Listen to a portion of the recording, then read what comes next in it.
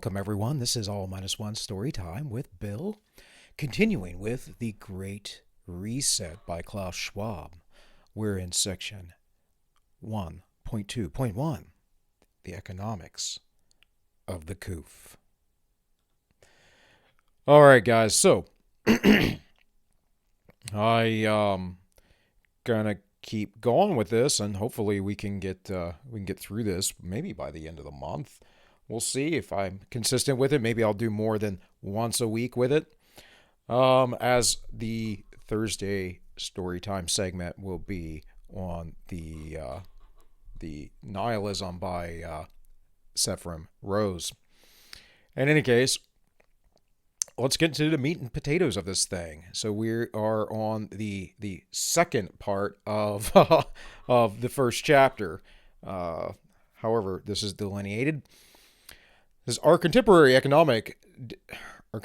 economy differs radically from the previous centuries. Compared to the past, it is infinitely more intricate, and complex. It is characterized by a world population that has grown exponentially, by airplanes that can connect any point anywhere to another somewhere else in just a few hours, resulting in more than 1 billion of us crossing a border each year. Which is why, stopping an endemic virus is just ridiculous. By humans encroaching on the nature and the habits of wildlife by ubiquitous spawning megacities that are home to millions of people living cheek by jaw, often without adequate sanitation and medical care. And this is the focus, of course, of the UN and the World Economic Forum, is these urban development areas. They don't want to move people out in the countryside and develop more infrastructure outside of the city. They just want to keep people in the city.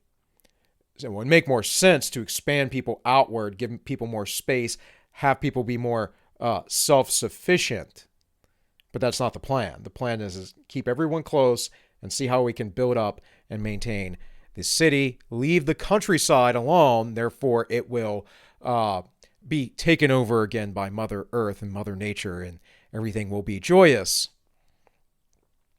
Measured against the landscape of just a few decades ago, let alone centuries ago, today's economy is simply unrecognizable. Notwithstanding, some of the economic lessons to be gleaned from historical pandemics are still valid today and help grasp what lies ahead. The global economic catastrophe that we are now confronting is the deepest recorded since 1945. Well, the one... I don't know what happened in 1945, because we were coming out of the Second World War, and we should have been actually doing sort of well as businesses were deregulated slowly. What we see now, though, again, is just government intervention has created this whole problem. You know, I have a local mall not too far up the road that's basically gone bankrupt. Lots of businesses are going bankrupt, going out of business.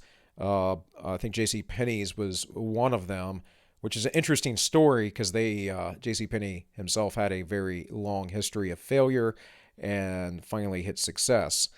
But that nail's finally in that coffin, I think, for the entire company, or at least a lot of their branches. It says, although it does not rival the calamities and the absolute economic desperation that societies endured in the past, there are some telling characteristics that are hauntingly similar. When in 1665, over the space of 18 months, the last bubonic plague had eradicated a quarter of London's population, Daniel Defoe wrote a Journal of the Plague Year, published in 1722. Interestingly, this pandemic that has a 99% plus survival rate and 94% in the most affected age groups is somehow being compared to something that destroyed a third of the population of Europe. This is an unequal comparison and should not be considered any sort of serious comparison, and it's utterly absurd.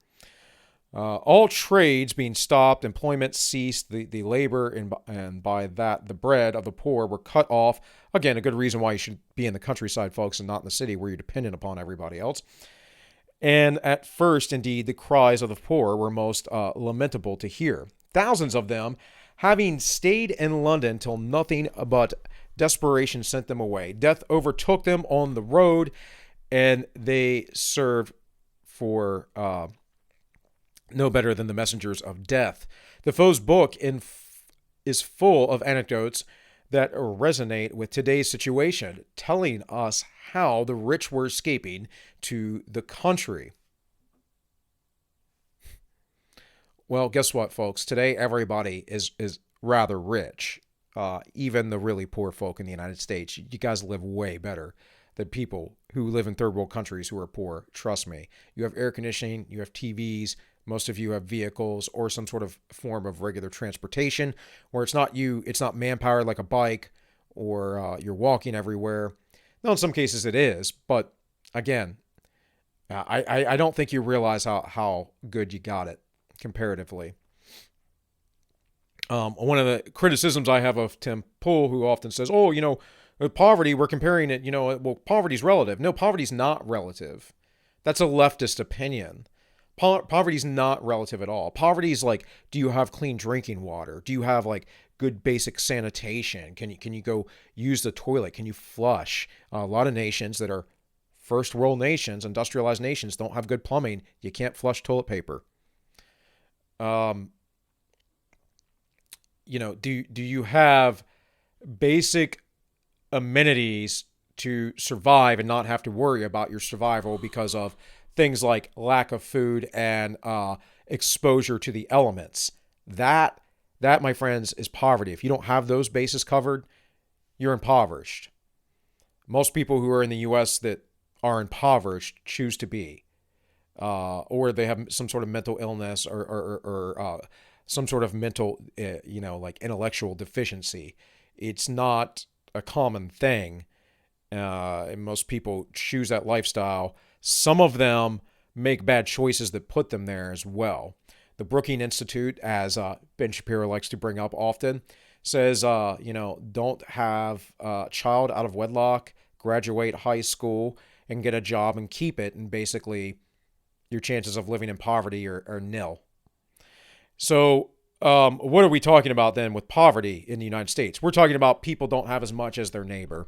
We're talking about covetousness, jealousy. We're talking about folks who don't know how to live content because we have a materialistic world. And why do we have a materialistic world? Well, Marxism is our framework. Postmodernist, Marxist type ideas, power, and materialism, because Marx's entire thesis is based around the idea that materialism brings happiness, and the manipulation of material wealth is what is evil in this world. And so from a Christian perspective, it's actually, that's completely wrong. Obviously, Christianity warns about the love of material things and wealth, but at the same time, if you truly understand it, it rejects all materialism. It doesn't matter how impoverished you are, what your station is in life. You should still have peace and happiness. You don't need material things for that. You can live very simply. In any case, let's get back to this text. It says that Defoe's book is full of anecdotes that resonate with today's situation, telling us how the rich were escaping the country, taking death with them, and observing how the poor were much more exposed to the outbreak, or describing how quacks and mountebanks sold false curses. What the history of previous epidemics show again and again is how pandemics exploit trade routes and the clash that exists between the interest of public health and those of economics, something that constitutes an economic aberration, as we will see in just a few pages, as the historian Simon Schema describes. In the midst of calamity, economics was always at loggerheads with the interest of public health. Even though, until there was an understanding of germ-borne diseases, the plague was mostly attributed to foul air, and noxious vapors said to arise from stagnant and polluted marshes. There was nonetheless a sense that the very commercial arteries that had generated prosperity were now transformed into vectors of poison. But when quarantines were proposed or imposed, those who stood to lose most, merchants, and in some places artisans and workers, from the stoppage of markets, fairs, and trades, put up stiff resistance.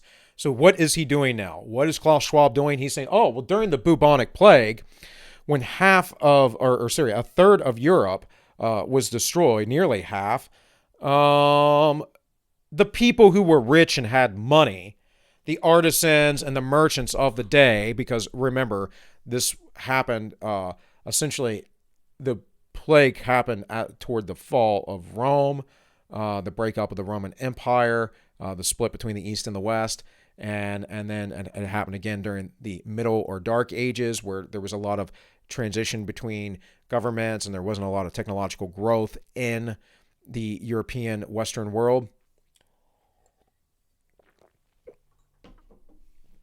And then as we came into what we call the Renaissance and the Reformation, all that stuff that went on, people's wealth had gone up because there was more stability, and within that stability there was more of a middle class. And what he's saying is well, but these folks, they were the selfish, evil ones because they just wanted to make money and they resisted. Just like you, who owned your own family business, you're going to have to put up with it because, 0.001% of the population is going to die versus a third. Must the economy die so that it could be resurrected in robust good health? Yes, said the guardians of public health, who became part of the urban life in Europe from the 15th century onward. And again, completely different scenarios. Completely different. And, no one would be asking or arguing about keeping businesses closed if everyone was literally worried about going outside. But when everyone can congregate in Walmart, there seems to be an issue. There seems to be an issue. When children can go to school, there seems to be an issue with this kind of statement that Klaus Schwab is making. And it's like I said, it's a completely unfair comparison. It's apples versus oranges. It is logically fallacious. History shows that the epidemic have been a greater resetter of countries, economies, and social fabric. Well, yeah, like true epidemics, but not this. Not this. This is all government. Why should it be different with the COOF? A seminal paper on the long-term economic consequences of major pandemics throughout history shows that significant macroeconomic after effects can persist for as long as 40 years, substantially depressing real rates of return. Man, makes me want to throw out some foul language there. That is nonsense. 40 years in a planned economy, maybe, not in a free market. Absolutely absurd. That's 2 generations. No. Economies are not that weak, folks. You don't need all this central planning to keep them robust. You actually need those people who would centrally plan and make all the rules to get out of the way most of the time. That's why black markets thrive. Have you ever met a poor drug dealer? How about a poor drug lord? You ever think about why drug lords are more powerful than governments? Now, granted, there's a lot of immoral stuff that goes on there, but I'm just saying, if you want to compare ultimate free markets, that's a black market, folks. And we can look at the drug war. We can look at centuries of history of this. And people who control drugs often had great power and authority within the world, and especially within the 20th century, we've seen this. Governments, including our own, like interventions we had in South America and elsewhere. Of course, we've also helped them out at the same time. Iran-Contra, for instance, what's going on right now in Afghanistan. In any case, this is a thing where even the United States can't take on the drug lords. Now, we could if we just nuked everything, sure, but that's not a very viable solution now, is it? Guys, black markets will always exist. It's the same argument with weapons or any other sort of prohibition. This shouldn't be a thing. Human beings are free folk. We need to implore them based upon their moral conscience of to do right or wrong. We cannot force folks to do everything. In any case, let's keep going. It says, this is in contrast to the wars that have the opposite effect. They destroy capital while pandemics do not. Wars trigger higher real interest rates, implying greater economic activity, while pandemics trigger lower real interest rates, implying sluggish economic activity. That's not how interest rates work. This is all about who wants to spend, and if the who wants to invest, and if the investment is low, it's because the interest rates are high, and vice versa, right? But when you manipulate the market and you manipulate the interest rate, it's whatever they say it is. And it's been artificially low, at least with the US dollar, for about 30 years now, extremely low. And they just want to keep lowering it. The last time I think we had high interest rates was in the maybe in the 90s, but likely in the 70s. We had very, very high interest rates because we were trying to fight mass inflation right after we got off the Bretton Woods standard. Imagine that. Let's see here. Where am I at?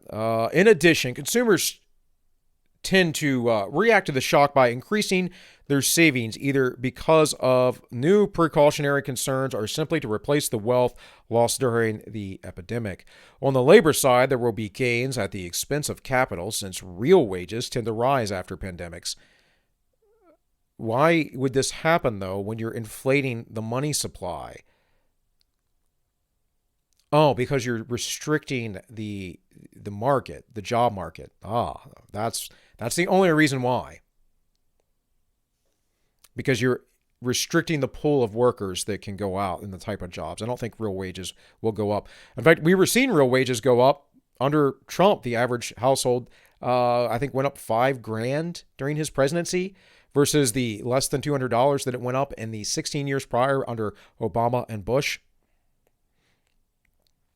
As far back as the Black Death that ravaged Europe from 1347 to 1351 and suppressed 40% of Europe's population in just a few years, workers discovered for the first time in their lives the power to change things was in their hands, barely a year after the epidemic had subsided.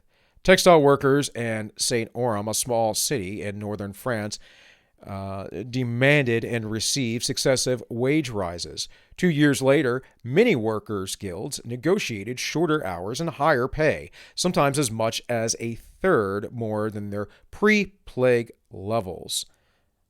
Well, when your entire society basically almost collapsed because nearly half of the people died or couldn't work, yeah, the workers who are left are going to have a little bit more value. Guys, this is basic economics. I don't know what Klaus Schwab is trying to sell you here, but if the supply of workers, skilled laborers, is small, they're going to be more valuable. This is basic economic stuff.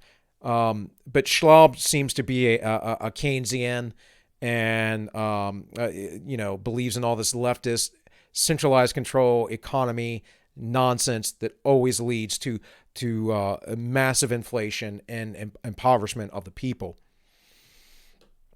It does help the people at the very top, though. The very rich people, they get really super rich.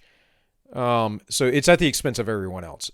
Basically, it's a way to transfer wealth from the poor to the rich, and not in the way that Marxists normally talk about, because Marxists like this kind of economic theory. Similarly, but less extreme examples of other pandemic point to the same conclusion. Labor gains in power to the detriment of capital. Nowadays, this phenomenon may be exacerbated by the aging of much of the population around the world. Africa and India are notable exceptions, but such a scenario today risks being radically altered by the rise of automation, an issue which we will return to in section 1.6. Unlike previous pandemics, it is far from certain that the COVID-19 crisis will tip the balance in favor of labor and against capital. For political and social reasons, it could, but technological changes the mix. Okay, so again, this is all nonsense. First off, we have a problem with a saturated labor market because we have men and women in the labor force. This idea that we don't have replacement labor rates is ridiculous. We could, because of the coming automation. They say this out of one end of their mouth, and then at the other time they say, we don't have proper replacement rates, therefore we have to bring in immigrants. No. Two, if we had single worker homes, that is one person in the home working while the other person raised the children, the wages would be higher. As you get more people in the workforce, as I just explained, wages must go down. The other thing that is happening is that younger people are getting priced out of the market because they have no skills, and we have minimum wage propping people up. Therefore, you're seeing more and more older folks working low skill, low level jobs. All of this is engineered and designed for the purpose of basically making you a wage slave, a debt slave. See, if you have to go work at McDonald's when you're 50, 60 years old because you retired from your job and it doesn't make ends meet, and now the minimum wage is $20 an hour, do I want to hire this person that's worked for, 30, 40 years of their life, or some kid who's probably not going to be very responsible and I'm going to have to yell at 50,000 times and then it's going to complain because they got yelled at? Well, I'm going to hire the older person. The end. And the other issue is with the immigrant thing is I'm just getting cheap illegal labor and I don't have to pay taxes on it because I'm going under the table. And so I write it off as some sort of expense here or there, whatever it is. I cook my books and don't pay taxes on that. See, leftism, no matter what it is in economics, just creates about a 50,000 zillion more problems. In the end, if women would stay home, or hey, the man could stay home, whatever. I mean, I'm a stay-at-home dad right now, basically. My wife works from home too, but essentially, if dad stays home, takes care of everything, or mom stays home, takes care of everything, and one person has the income, then there's less people in the workforce, then the wages will go up. The more you saturate the workforce, the lower the wages get. But on the other end of that is the inflation. And we have massive amounts of inflation. This is all the nonsensical Keynesian economics that just you're constantly chasing your own tail. This is very much what the environmentalists do as well. They just chase their own tails and trying to fix the environmental problems. Like, using a helicopter that uses petrol to de-ice a windmill in Texas. Well, if the windmill didn't freeze up, then yeah, we would be getting some cleaner energy. But you have to use petrol fuel to de-ice it and keep it going.